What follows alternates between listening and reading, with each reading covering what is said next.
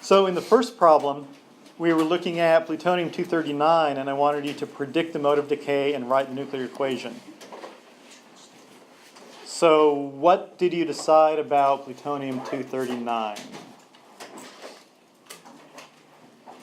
We didn't actually do it. We didn't actually. Yeah, it would have alpha. Because there's no delta stability, there's no numbers. Okay, look at plutonium, which is Pu-239. On the periodic table, what do you notice about plutonium? If I were to fill in the atomic number, what would the atomic number be? 94. Now, can you predict the mode of nuclear decay for plutonium?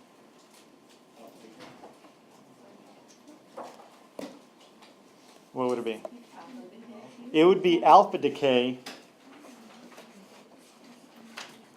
because the atomic number is greater than 83.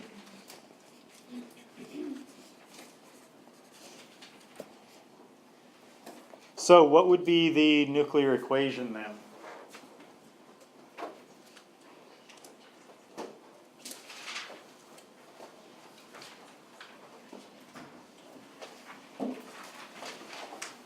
It would be plutonium-239 decays. What would we write for the alpha decay? Okay. And here's the million-dollar question. What do we get?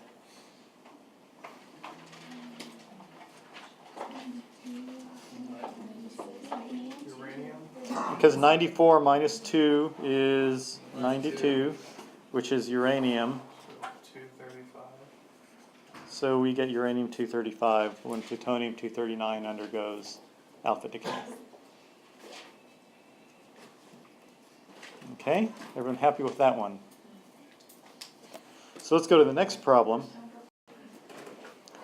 Now in this one, I don't have the belt of stability for you, but on the display, I added a little bit of information for you that's not on your worksheet.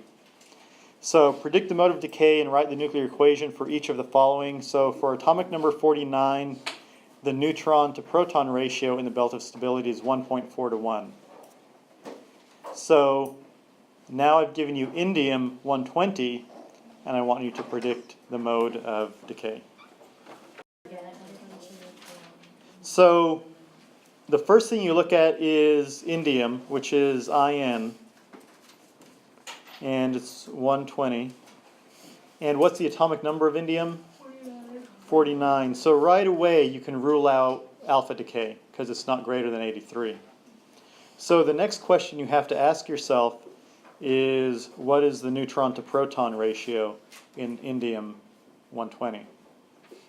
And so we know that the protons is 49, but how do we figure out the neutrons? 120 minus 49. The number of neutrons equals 120, the mass number, minus the atomic number, which tells us there are 71 neutrons. I thought the atomic number was like an addition of two. Mass number. Okay. Yeah, mass number is an addition of the neutrons and protons. Okay, so now the neutron to proton ratio is going to be 71 to 49, which turns out to be what, 1.45 approximately, which is greater than 1.4, which means it is above the belt of stability. If it's above the belt of stability, that means we need to turn a neutron into a proton. And so what modes of decay do we know that can turn a neutron into a proton? That would be beta decay. So if we're starting with indium 120 and it undergoes beta decay, that means we're going to end up with tin 120. And so that would be the nuclear equation describing that decay. So in this one we have boron 8, and it tells us that the belt of stability has a 1-to-1 ratio right there. So we would start with boron 8, which means it has 5 protons, and so the number of neutrons is going to be 3. So the neutron to proton ratio is going to be 3 to 5, or 0.6, which means it is below the belt of stability. And if it's below the belt of stability, that means we need to change a proton into a neutron. And there's 2 different processes for doing that. We could do electron capture, or we can do positron emission.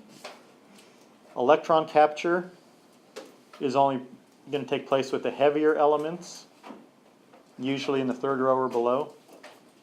But positron emission would take place with the lighter elements. And something like boron 5 is definitely a very light element. So we're going to have positron emission. So the equation would have boron 5 giving up a positron.